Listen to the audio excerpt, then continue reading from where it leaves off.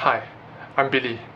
I'm pretty sure that by now most of you would have heard of quantum mechanics and how it upends reality as we know it with its superposition of multiple states. But how does it actually contradict reality? And do we really have evidence that it is true? Well, today I'll describe a simple experiment which proves that our traditional notions of reality are wrong in certain cases, forcing us to resort to quantum mechanics. This experiment is called the Bell's test, and let's dive right into it. Now, I may have gone on a bit of a hyperbole there. Bell's test does not prove that all of reality is wrong. Instead, it proves that two primary aspects of traditional reality, locality and realism, cannot both be true.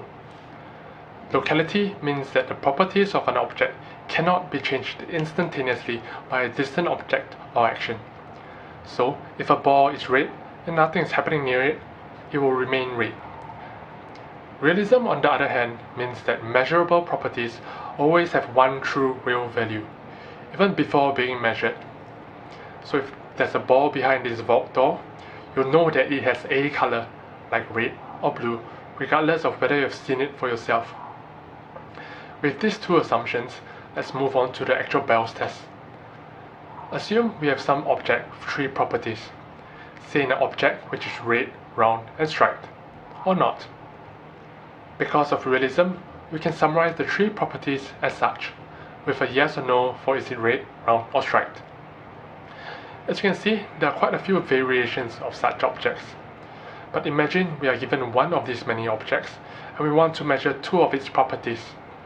Specifically, we will make two copies of the object and perform the two measurements on each copy simultaneously. Due to locality, these two measurements will not affect each other. After measuring these two properties, we ask the simple question of are they alike? If both yield yeses or nos, they are alike, and if not, they are unalike. In this case, the many possible variations of the objects would reduce to two groups. The first, where all three properties are alike, and where the two measurements will obviously always yield alike results. And the second, where only two of the properties are alike. In this case, the two measurements will only yield alike results 1/3 of the time, as you can verify for yourself. So, regardless of exactly which objects were used, we would expect at least 1/3 of such measurements to yield alike results. Remember, this prediction is based solely on locality and realism. However, experiments with quantum objects have shown some properties yield alike results less than 1/3 of the time, and thus contradicts the result. These properties include polarizations of photons in certain axes and spins of electrons in certain axes. Thus, it is evident that local realism doesn't work for these properties and that it is wrong. Quantum mechanics salvages this situation.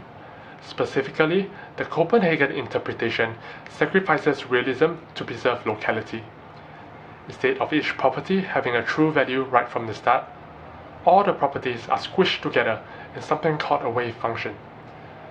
So if the first measurement yields a red, the wave function will collapse such that both copies of the object are red. However, the wave function corresponding to red also corresponds to an undefined roundness, and it's only until we measure the roundness that it takes on a definite value. Since the properties did not change from one definite value to another, locality is preserved. But obviously, the undefined properties contradict realism. Having said all that, it is noted that the Copenhagen interpretation I outlined is not the one solution to Bell's test. Instead, there are several other equally valid interpretations, some of which favors preserving realism over locality, such as Bohmian mechanics, and others which manage to preserve both realism and locality, albeit by making other equally bewildering claims such as the many world theory. But that is a topic for another video, and I hope you enjoyed watching this one.